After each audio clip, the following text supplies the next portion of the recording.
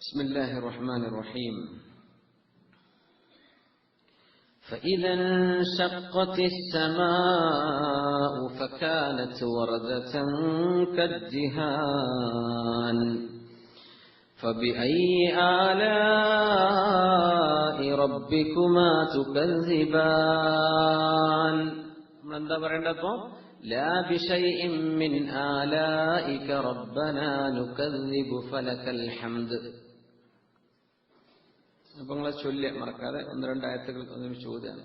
ബിസ്മില്ലാഹിർ റഹ്മാനിർ റഹീം. فإذا انشقت السماء فكانت وردة كالدهان فبأي آلاء ربكما تكذبان لا بشيء من آلائك ربنا نكذب فلك الحمد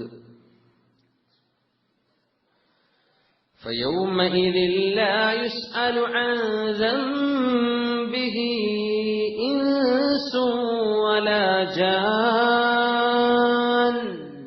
فبأي آلاء ربكما تكذبان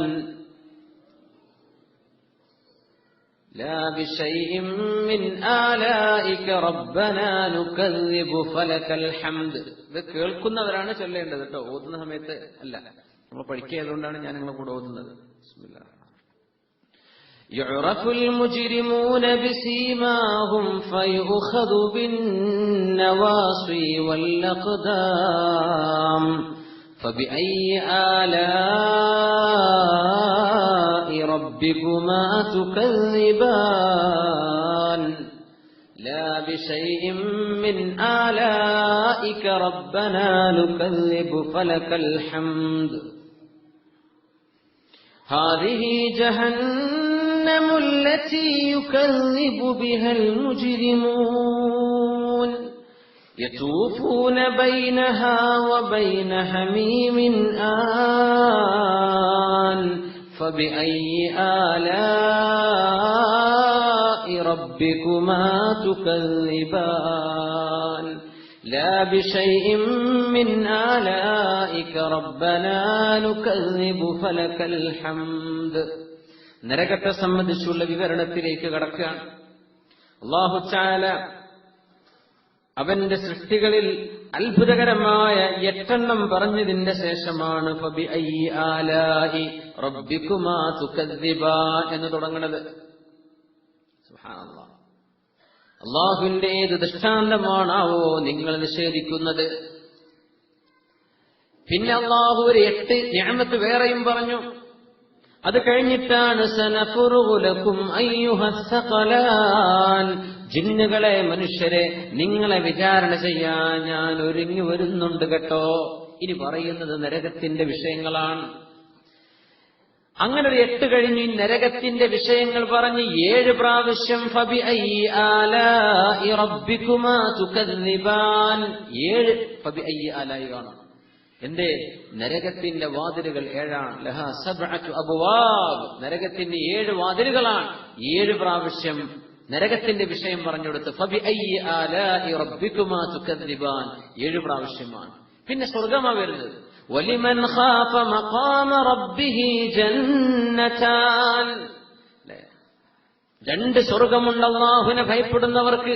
അത് ആ സ്വർഗ്ഗത്തിന്റെ വിവരണം ഇങ്ങനെ മുത്തഖീന അലാ ഫുറുഷിൻ ബതായിനുഹാ മിൻ ഇസ്തബ്റഖ് വജനൽ ജന്നതൈനി ദാൻ.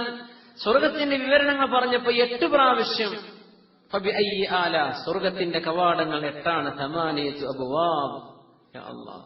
വമിൻ ദൂനിഹിമാ ജന്നതാൻ, ഉയർന്ന 2 സ്വർഗ്ഗം പറഞ്ഞ് താഴെ തട്ടിലുള്ള 2 സ്വർഗ്ഗത്തെപ്പറ്റി വീണ്ടും അവിടെയും ഫബിഅയ്യി ആലാ 8 പ്രാവശ്യമാണ്. സ്വർഗ്ഗത്തിന്റെ കവാടങ്ങൾ 8. ഇതൊക്കെ അല്ലാഹുവിന്റെ കലാമിൽ വലിയ അത്ഭുതങ്ങളാണ്. 31 പ്രാവശ്യം പറഞ്ഞ് നരകത്തെ പറഞ്ഞപ്പോ 7, നരകത്തിന്റേത് 7 എണ്ണമാണ്. സ്വർഗ്ഗത്തിന്റെ 2 പ്രാവശ്യം സ്വർഗ്ഗത്തെപ്പറ്റി പറയും. ഒലിവിയായ ഉയർന്ന സ്ഥാനത്തുള്ള 2 സ്വർഗ്ഗത്തെപ്പറ്റി പറഞ്ഞു. അവിടെ 8 പ്രാവശ്യം ഫബിഅയ്യി ആലാ. അത് കഴിഞ്ഞ് വമിൻ ദൂനിഹിമാ ജന്നതാൻ, താഴെ തട്ടിലുള്ള 2 സ്വർഗത്തെ പറ്റി പറയാൻ പോകുന്നു. അവിടെയും 8 പ്രാവശ്യം അള്ളാഹുവിന്റെ മഹിതമായ 8 നിഅമത്തുകൾ അള്ളാഹു എഴുത്തി പറഞ്ഞു. അള്ളാഹുവിന് അടിമകൾക്ക് ചെയ്ത ഏറ്റവും വലിയ 8 അനുഗ്രഹങ്ങളെ സംബന്ധിച്ച് പറഞ്ഞു. ഇത് ബോധിച്ചു ജീവിച്ചാൽ നരകത്തിന്റെ 7 കവാടങ്ങളിൽ നിന്ന് മോചനവും സ്വർഗത്തിന്റെ 8 കവാടങ്ങളിലേക്ക്, അതും 2 സ്വർഗത്തിലേക്ക്, ജന്നത്താൻ 2 സ്വർഗം, അതിന്റെ 18 കവാടങ്ങളെ സൂചിപ്പിക്കുന്ന 16 തവണ, 8 16 തവണ. ഫബിഅയ്യി ആലാഇ റബ്ബികുമാ തുകദ്ദിബാൻ. അത് ഭയങ്കര, ആ ഒരു സ്ട്രക്ചർ ഭയങ്കരമാണ്. നമ്മൾ അതിന്റെ ഉള്ളിലേക്ക് ആലോചിക്കുമ്പോഴാണ് മനസ്സിലാവുന്നത്, ഇങ്ങനെ എണ്ണം പോലും അള്ളാഹു കൃത്യമാക്കി വെച്ചിരിക്കുകയാണ്. നരകത്തെ പറ്റി പറയുമ്പോൾ 7 പറയുന്നത്, സ്വർഗത്തെ പറ്റി പറയുമ്പോൾ 8 പ്രാവശ്യം പറയുന്നു. അള്ളാഹു ആ നരകശിക്ഷയിൽ നമ്മൾ കാത്തുരക്ഷിക്കുമാറാകട്ടെ. അള്ളാഹു തആല റഹ്മാനാണ്, കാരുണ്യവാനാണ്. അതോടൊപ്പം തന്നെ അള്ളാഹു തആല ശദീദുൽ ഇഖാബ്, നല്ലോണം ശിക്ഷിക്കുന്ന ആളുമാണ് അള്ളാഹു തആല. തർബിയത്തിന്റെ രീതി അതാണ്. മക്കളെ വെറും ചിരിപ്പിച്ച് സന്തോഷിപ്പിച്ച് ഐസ്ക്രീമും മിഠായി മാത്രം വാങ്ങിക്കൊടുത്തു വന്നാലും മക്കൾ വളരും. പക്ഷെ അവരെന്ത് ചെയ്യും? വളയും. കുഞ്ഞിനെ ഭാഷ പറഞ്ഞ പോലെ. പക്ഷെ അവര് വിളയണമെങ്കിൽ എന്ത് ചെയ്യേണ്ടി വരും? കുറച്ച് ട്രീറ്റ്മെന്റും കൂടെ കൊടുക്കണം. ശിക്ഷിക്കപ്പെടേണ്ട സമയത്ത് അവർക്ക് ശിക്ഷ കൊടുക്കണം. ദേഷ്യപ്പെടേണ്ട സമയത്ത് പിതാവ് ദേഷ്യപ്പെടേണ്ടി വരും. അത് ഭയങ്കര വേദനയാണ്. പക്ഷേ അവരുടെ നന്മ ഉദ്ദേശിച്ചുകൊണ്ടാണ് നമ്മൾ ചെയ്യുന്നത്. അള്ളാഹുവിന്റെ കലാമിൽ ഇതൊക്കെ കാണാൻ പറ്റും. നരകത്തെപ്പറ്റി പറഞ്ഞാൽ ഉടൻ അള്ളാഹു സ്വർഗത്തിന്റെ വിഷയം പറയും. ഒറ്റയ്ക്ക് മാത്രം പറയില്ല. ഇവിടെ അദാബിനെ സംബന്ധിച്ച് പറയാൻ പോവാണ്. അത് കഴിഞ്ഞാൽ ഉടനെ സ്വർഗത്തിന്റെ വിശേഷണം പറയാൻ പോവാണ്. സ്വർഗത്തെ രണ്ട് ഭാഗമാക്കിയിട്ട് അള്ളാഹു പറയുന്നു. ഇൻഷാ അല്ലാഹ് നമുക്ക് പഠിക്കാൻ പറ്റും. അപ്പോ ആകാശലോകങ്ങളിലേക്ക് മനുഷ്യരെ, ജിന്നുകളെ ആകാശത്തിന്റെ അതിരുകളെ ഭേദിച്ചു കടക്കാൻ വെച്ചുമോ എന്നാണ് ചോദ്യം ഉണ്ടായത്. എല്ലാറ്റിനും അതിരുണ്ട് എന്ന് വന്നു. മനുഷ്യൻ അള്ളാഹുവിനെ വേണ്ടത് പ്രകാരം മനസ്സിലാക്കിയില്ല എന്ന് പറയുന്നൊരു ഭാഗമുണ്ട് ഖുർആനിൽ. അതിനർത്ഥം അള്ളാഹുവിനെ അളക്കേണ്ട പോലെ അളന്നില്ല എന്നാണ്. ഖദർ എന്ന വാക്കിനർത്ഥം അതാണ്. മെഷർമെന്റ്. ഏതൊരു രാജാവിന്റെ ഒരു ഭരണാധികാരി തന്റെ ഭരണം സുശക്തമായി കൊണ്ടുപോകണമെങ്കിൽ രാജ്യത്തിന്റെ ബോർഡറുകൾ മനസ്സിലാക്കണം. എത്രയാണ് എന്റെ രാജ്യത്തിന്റെ പരിധിയെന്നും ഈ പരിധിയിൽ എന്തൊക്കെ ഉണ്ടെന്നും ആരൊക്കെയുണ്ടെന്നും ബോധ്യപ്പെട്ടാലൊക്കെ ഭരിക്കാൻ പറ്റുള്ളൂ. ഈ ജിയോമെട്രി പോലും ഉണ്ടാകുന്നത് അങ്ങനെയാണെന്ന്. ജിയോമെട്രി എന്ന കൺസെപ്റ്റ് വരുന്നത് അളവാണ്. നമ്മുടെ ആൻഷ്യന്റ് ഗ്രീക്സ് ആൻഡ് ഈജിപ്ഷ്യൻസ് പ്രപഞ്ചത്തെ അളന്നു. ഭൂമിയുടെ സർക്കംഫറൻസ് അവരൊന്ന് അളന്നു അവർക്ക് കിട്ടുന്ന ഇതനുസരിച്ച്. കാരണം ഒരു വിഷയത്തിന്റെ അളവ് കിട്ടിയാൽ അതിന്മേൽ അധികാരം കിട്ടി എന്നാണ് ഇതിന്റെ അർത്ഥം. കണക്ക് കൃത്യമായി ബോധ്യപ്പെട്ടാൽ, അളവ് മനസ്സിലായി കഴിഞ്ഞാൽ അതിന്റെ മേൽ അധികാരം ലഭിച്ചു എന്നാണ്. സുബ്ഹാനല്ലാഹ്. ഈ പ്രപഞ്ചത്തിന് അതിരുകളുണ്ട് അല്ലെ? പ്രപഞ്ചം വികസിച്ചുകൊണ്ടിരിക്കുകയാണെന്ന കൺസെപ്റ്റ്. നമ്മളെ സയൻസിലേക്ക് പോവല്ല. പക്ഷെ അഖ്താർ എന്ന വാക്ക് പറഞ്ഞപ്പോ പ്രപഞ്ചത്തിന് അതിരുണ്ട് എന്ന് ഉറപ്പായി. 2 അറ്റങ്ങളുണ്ട്. അഖ്താർ, ഈ പ്രപഞ്ചത്തിന്റെ തുടക്കവും അവസാനവുമുണ്ട്. ഭൂമിയിൽ നിന്ന് തുടങ്ങിയാൽ ആകാശം എന്ന ഒരു ലോകത്ത് ഇത് അവസാനിക്കുന്നുണ്ട്. പക്ഷെ ഇന്ന് നമുക്കത് അറിയില്ല, സയൻസിന് അറിയില്ല അല്ലെ? നക്ഷത്രങ്ങൾ വികസിച്ചുകൊണ്ടിരിക്കും, നീങ്ങിക്കൊണ്ട് ഒന്ന് മറ്റൊന്നിൽ നിന്ന് അകന്നുകൊണ്ടിരിക്കുകയാണ്. എങ്ങോട്ടായി അകലുന്നത് നമുക്കറിയില്ല. പക്ഷേ അള്ളാഹു പറയുന്നതിന് അതിർത്തിയുണ്ട്. അഖ്താർ, പ്രപഞ്ചത്തിന് അതിരുകളുണ്ട്. അള്ളാഹുവിന്റെ കഴിവിന്റെ കീഴെയാണ് ഇതൊക്കെ നടക്കുന്നത്. റബ്ബിന് ഇതിന് കണക്കുണ്ട്, അള്ളാഹുവിന്റെ കണക്കുണ്ട്. മെഷർമെന്റ് റബ്ബിന്റെ മുമ്പിലുണ്ട്. ചിന്തിക്കുന്നവർക്ക് ആ വിഷയം മനസ്സിലാക്കാൻ പറ്റും.